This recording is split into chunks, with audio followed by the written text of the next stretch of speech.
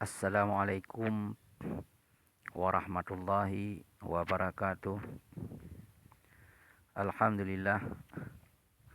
Alhamdulillahi rabbil alamin. Wabihi nasta'inu ala umuri dunya waddin. Ashhadu an la ilaha illallah wahdahu la syarikalah. Wa ashhadu anna sayyidana Muhammadan abduhu wa rasuluhu la nabiyya ba'dah. Amma ba'du. Qala Allah Ta'ala fil Qur'anil Karim wa huwa asdaqul qailin. A'udzu billahi minasyaitonir rajim. Bismillahirrahmanirrahim. Rabbi shrah li sadri wa yassir li amri wahlul 'uqdatan min lisani yafqahu qawli.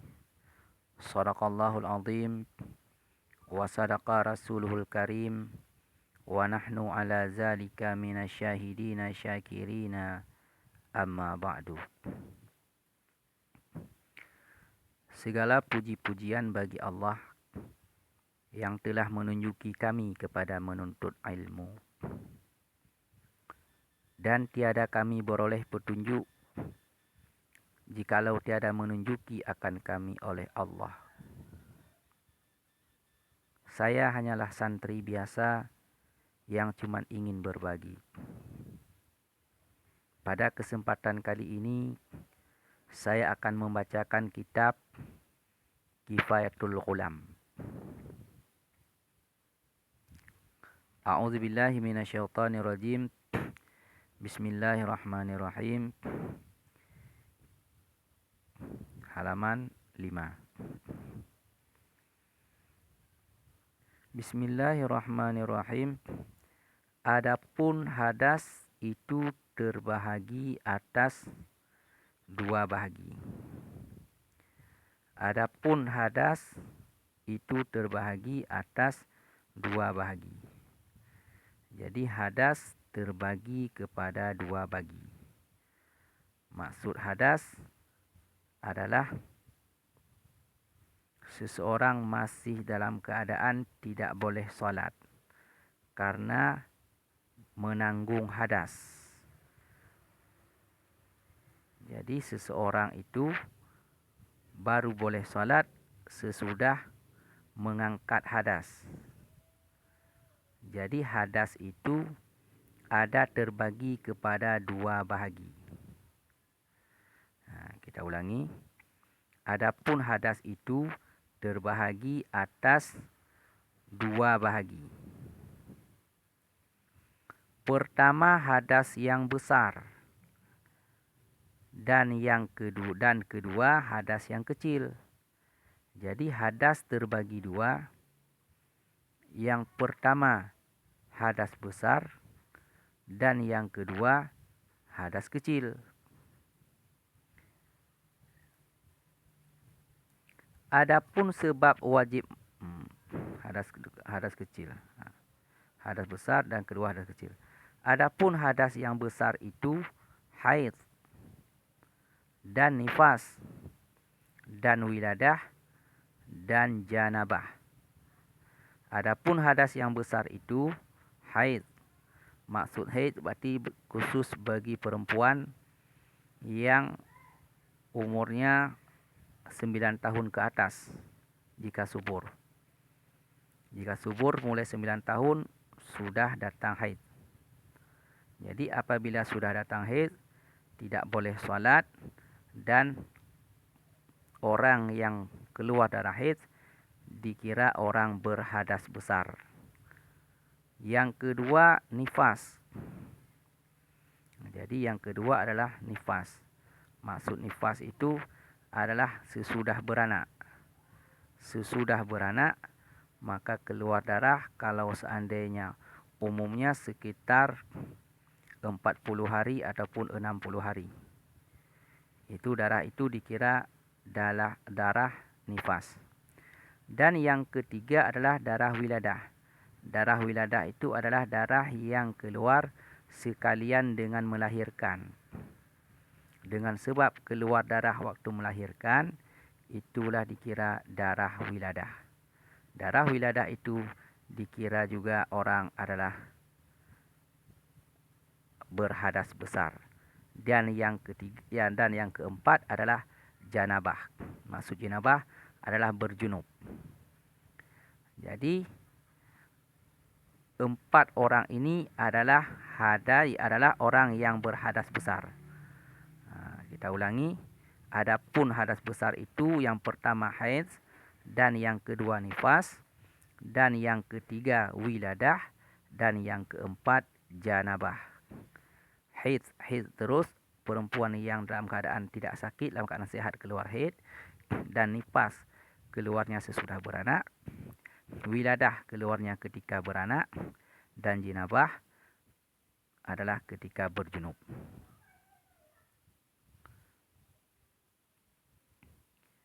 4. Jadi hadas besar ada 4 macam. Adapun hadas yang kecil itu sunyi daripada wudu, yakni tiada berair sembahyang. Adapun hadas yang kecil itu sunyi daripada wudu, yakni tiada berair sembahyang.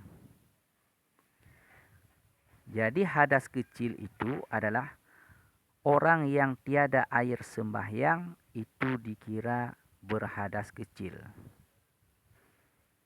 Orang yang tiada wudu itu dikira orang berhadas kecil. Makanya waktu kita mengambil air sembahyang, waktu niatnya nawaitu raf'al hadasil asghar, hadas kecil. Di hadas kecil adalah tidak ada air sembahyang. Orang yang tiada berair sembahyang itu dikira dia berhadas kecil.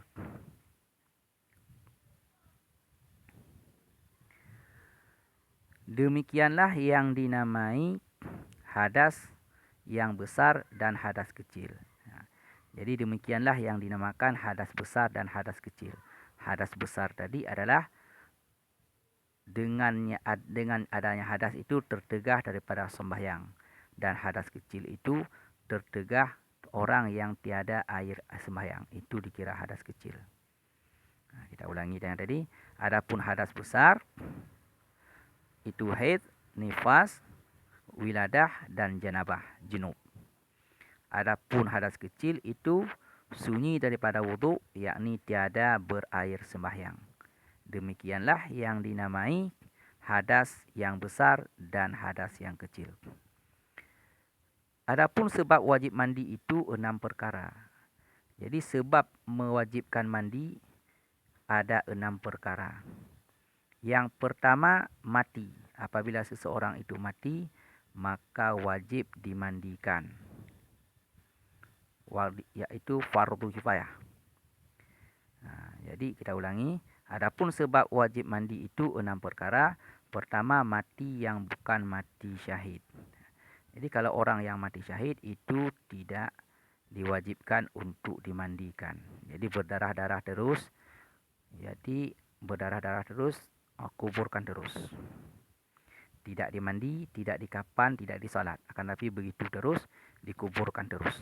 Cuma satu saja, menguburkan saja. Kalau orang mati biasa, meninggal biasa, 4 takluknya fardu kifayah. Mandi, kafan, salat, kubur. Tapi kalau orang mati syahid, kubur saja terus.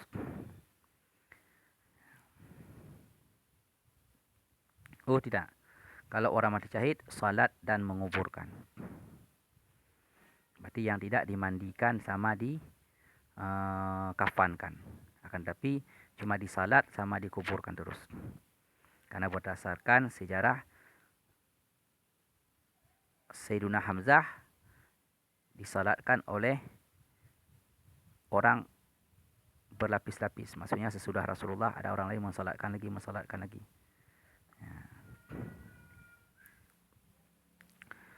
Jadi yang pertama tadi yang mewajibkan mandi adalah mati yang bukan mati syahid. Dan kedua sebab haid. Jadi sebab haid tadi maka wajib mandi sesudah habis masa haid. Yaitu kebiasaannya haid 6 hari ataupun 7 hari dan sebanyak-banyaknya 15 hari. Kalau sudah lebih 15 hari itu dinamakan istihadah dan solat terus, tidak apa-apa. Karena jatah waktu haid cuma 15 hari. Kalau lebih 15 hari keluar darah, itu dinamakan darah istihadah, wajib solat. Dan ketiga, sebab nifas. Jadi yang ketiga, sebab nifas, sebab keluar darah dari sesudah beranak, maka wajib mandi. Biasanya orang mandi ini sekitar sudah selama 40 hari ataupun 60 hari. Karena kebiasaan 60 hari dan selama-lamanya 60 hari. Itu adalah darah nifas. Dan yang keempat, sebab wiladah. Dan sebab wiladah wajib juga kita mandi. Dan yang sebab wiladah, yakni beranak. Itu wiladah itulah ialah darah beranak. Mandi wiladah itu adalah beranak, yakni beranak. Sebab wiladah, yakni beranak. Dan kelima, sebab bertemu dua khitan. Maksud bertemu dua khitan adalah bersetubuh antara suami dan isteri.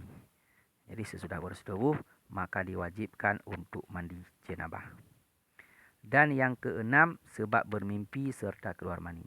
Yang keenam adalah sebab bermimpi. Mungkin bagi laki-laki ataupun yang belum nikah ataupun yang sudah nikah, jadi bermimpi bersetubuh sehingga keluar mani, maka dengan sebab bermimpi keluar mani, wajib mandi. Kita ulangi tadi 6 perkara. Adapun sebab wajib mandi itu 6 perkara. Pertama, mati yang bukan mati syahid. Dan kedua, sebab haid. Dan ketiga, sebab nifas. Dan keempat, sebab wiladah, yakni beranak. Dan kelima, sebab bertemu dua khitan, telah bersetubuh. Dan keenam, sebab bermimpi serta keluar mani. Jadi kalau bermimpi tidak keluar mandi, tidak apa-apa, tidak wajib mandi. Ini bermimpi khusus yang keluar mani, itu wajib mandi. Adapun hadas yang besar itu tiadalah suci dengan dibasuh, melainkan dengan mandi. Jadi hadas besar tadi tidak suci dengan dibasuh, cuma dibasuh saja, bukan tidak suci dia. Akan tetapi wajib mandi. Kita ulangi. Adapun hadas yang besar itu tiadalah suci dengan dibasuh, melainkan suci dengan mandi. Jadi mandi. Jadi haid wajib mandi, keluar mani wajib mandi, nifas wajib mandi, mati syahid wajib mandi, mati yang bukan mati syahid wajib mandi, dan mimpi keluar mani wajib mandi. Kalau tidak memadai dengan dibasuh, wajib mandi. Itulah hadas besar. Bermula syarat mandi itu iaitu 3 perkara. Jadi syarat mandi ada 3 perkara. Syarat mandi wajib ada 3 perkara. Yang pertama, dengan air yang suci lagi menyucikan. Jadi air itu mestilah suci lagi menyucikan. Maksud suci adalah ada sekitar 2 kulah, dan menyucikan bisa menyucikan kita. Karena ada juga air yang suci tapi tidak menyucikan.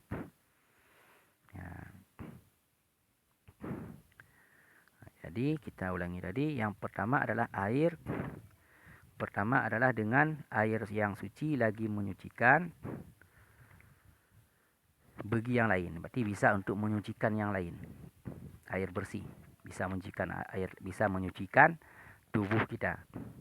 Dan yang kedua, jangan ada yang menegahkan air. Jangan ada yang menegah air lalu kepada tempat yang fardu. Jadi tangan kita ataupun tubuh kita, jangan ada yang menegahkan air, sehingga kalau menegahkan air tidak masuk ke lubang pori-pori kita. Misalnya kena cat, ataupun kena getah, ataupun tinta dawat. Sehingga dengan ada dawat yang tercoret-coret di tubuh kita ataupun di tangan kita, sehingga tidak masuk air ke lubang pori-pori kita. Ataupun cat minyak, sehingga tertegah untuk menyampaikan air ke rongga. Itu tidak ada boleh. Coba kita ulang yang kedua. Dan jangan ada yang menegahkan air lalu kepada tempat yang fardu. Kalau seandainya sesudah mandi kita lihat ada cat, masih ada cat di tangan kita, maka ulangi mandi lagi. Ataupun sesudah kita mandi masih ada dawat ataupun tinta yang melekat di tangan kita, maka ulangi mandi kembali. Dan yang ketiga, menghilangkan najis pada badan dahulu daripada mandi jika ada najis itu pada badan. Jadi yang ketiga adalah menghilangkan najis pada badan jika ada. Misalnya di badan kita ada najis. Misalnya di badan kita ada darah ataupun masih ada darah, maka bersihkan dulu darahnya. Ataupun karena darah adalah najis, ataupun di badan kita masih ada tai ayam ataupun tai ataupun hai najis lah, nanah, darah ataupun tai cicak ataupun tai burung ataupun hal yang sejenis najis. Jadi hilangkan dulu najis baru kita mandi. Ataupun kita mungkin baru berak. Jadi cuci berak dulu, ataupun sesudah kencing, cuci kencing dulu, hilangkan najis kencing ataupun najis berak, baru kita mandi. Coba kita ulangi sekali lagi. A'udzubillahi minasyaitonirrajim. Bismillahirrahmanirrahim. Adapun hadas itu terbahagi atas dua bahagi. Pertama hadas yang besar dan yang kedua hadas yang kecil. Adapun hadas yang besar itu haid dan nifas dan wiladah dan jenabah. Adapun hadas yang kecil itu sunyi daripada wudu, tidak ada wudu, yakni tiada berair sembahyang. Demikianlah yang dinamai hadas yang besar dan hadas yang kecil. Adapun sebab wajib mandi itu 6 perkara. Pertama mati yang bukan mati syahid, dan kedua sebab haid, dan ketiga sebab nifas, dan keempat sebab wiladah yakni beranak, dan kelima sebab bertemu dua khitan, dan keenam sebab bermimpi serta keluar mani. Adapun hadas yang besar itu tiadalah suci dengan dibasuh, melainkan dengan mandi. Bermula syarat mandi itu iaitu 3 perkara. Jadi syarat mandi 3 perkara. Pertama dengan air yang suci lagi menyucikan. Bagi lainnya, suci bisa menyucikan untuk lainnya. Dan kedua, jangan ada yang menegahkan air lalu kepada tempat yang fardu.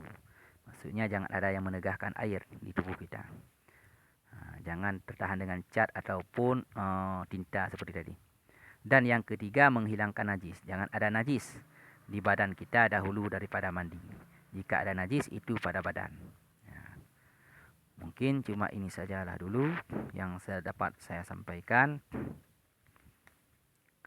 Lebih dan kurang mohon dimaafkan. Maklumlah saya masih belajar, masih dalam menuntut ilmu, masih tertatih-tatih dalam membaca tulisan kitab Jawa, dan masih terbata-bata dalam menjelaskan maksud serta keterangan-keterangan dan dalil-dalilnya. Saya akhiri, wallahul muwaffiq ila aqwamit thariq. Wassalamualaikum warahmatullahi wabarakatuh.